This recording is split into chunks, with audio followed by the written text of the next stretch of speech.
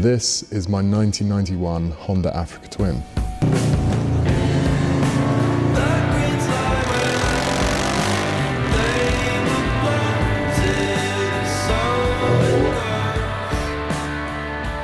I actually bought this bike almost exactly 2 years ago, and ever since I've had it, it's been a consistent source of joy in my life. So when I bought this bike, it was from a guy in Germany in a town called Essen, and he'd had the bike for, I think, over 10 years, and finally decided to get rid of it. So me and my dad, we drove for 16 hours one day, there and back to Germany, to go pick up the bike in a van, and it was a great adventure. I actually fell in love with the bike the moment I found it, but the more I spent time with it, the more I found that there was quite a lot wrong with it. So somewhat predictably, things got out of hand rather quickly, and before I knew it, I was stripping the entire bike down and rebuilding it in my living room, much to my girlfriend's dismay. So I ended up rebuilding the top end, the carbs, refreshing the entire suspension with progressive springs, changing pretty much every bearing there was on the bike, head bearings, wheel bearings, any suspension bearings. I rebuilt the wiring loom, I installed a new fuel system with a Facet fuel pump, and the frame was welded and powder coated. None of this stuff I had ever done before, so it's kind of a baptism of fire, but I think it turned out pretty nice. So yeah, finally now the bike is mechanically perfect and I'm very happy, but all I can think about now is taking on another project.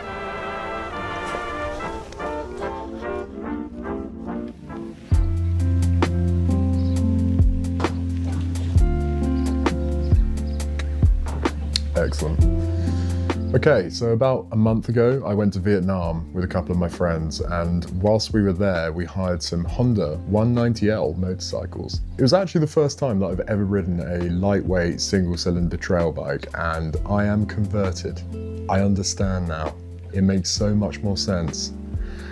And now I really want one for myself. Don't get me wrong, I'm not giving up on the Africa Twin.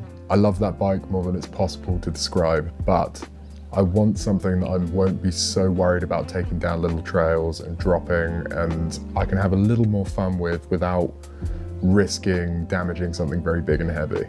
So for my next project bike, I think I'm going to be looking for a 80s, 90s single cylinder kickstart sub 130 kilogram dirt bike.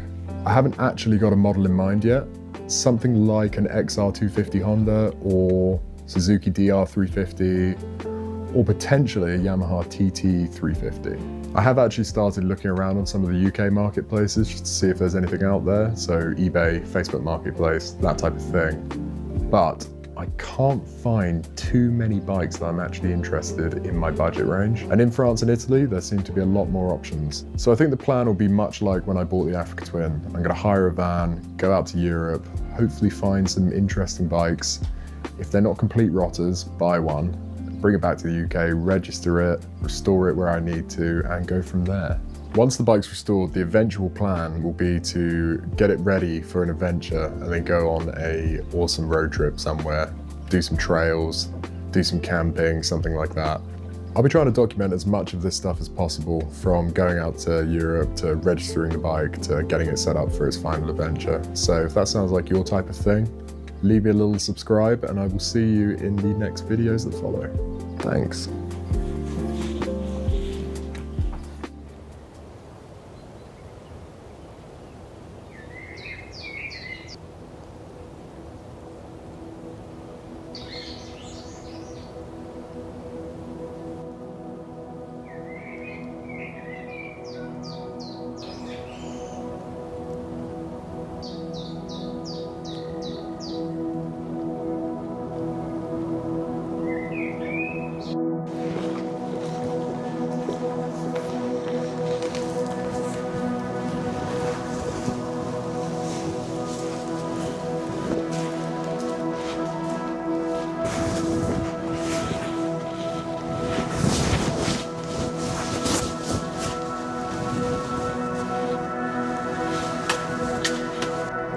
Good morning everyone. I've come to the barn quite early this morning for work because It's quite a nice, dry, not salty road day, and I'm going to pack the Alfa up for winter. So every year in the UK, the roads get covered in salt. And as we all know, salt is not particularly kind to classic cars. So I think it's about time that I give the Alfa a good clean and prepare her for winter storage.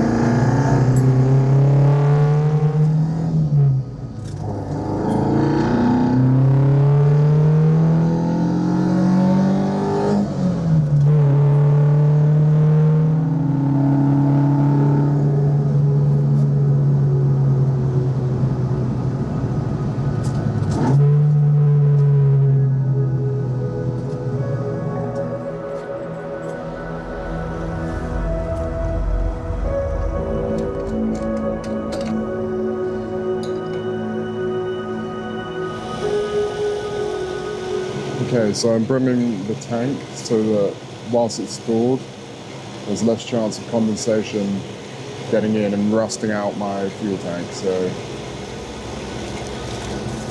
there you go.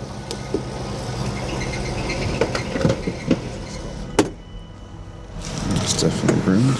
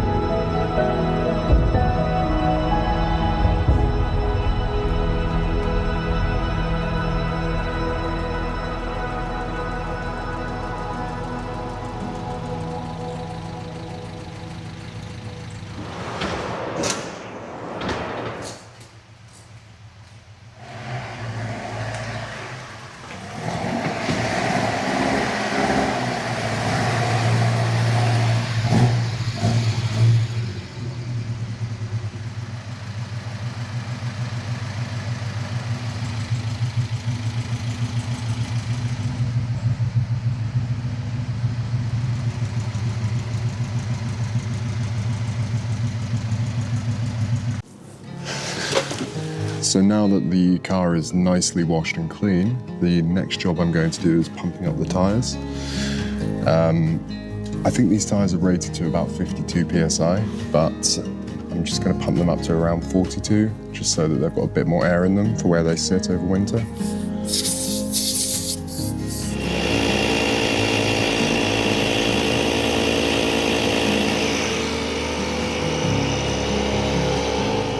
Now the next job is to park it up.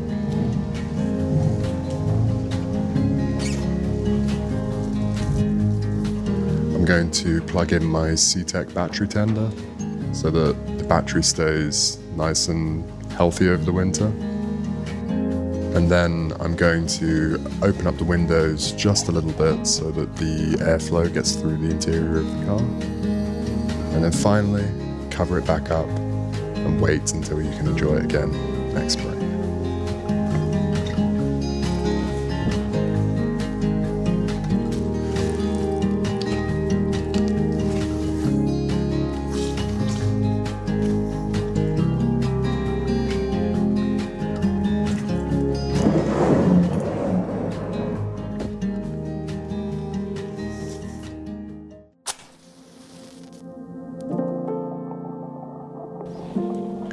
As I've got older, I've become more and more fascinated by the way that classic cars run and how they were made. But as a kid, I was always fascinated by how they look. And that's what Solspec is all about. It's my way of bringing that love for design, mechanics, and aesthetics into something physical that I can share with people like you and me. I'm developing a small line of products inspired by the things that we're all passionate about. Classic automotive design cues that are subtly weaved into products that even non-car people will love. These are just early prototypes that I'm working on at the moment, but they're the beginning of what Solspec is eventually going to become. Every piece that I'm designing is something that I would genuinely want to own myself, and it's all linked back to that passion for classic cars and motorbikes. I'm in the middle of building the store right now, but if all goes well, hopefully I can get it live early next year.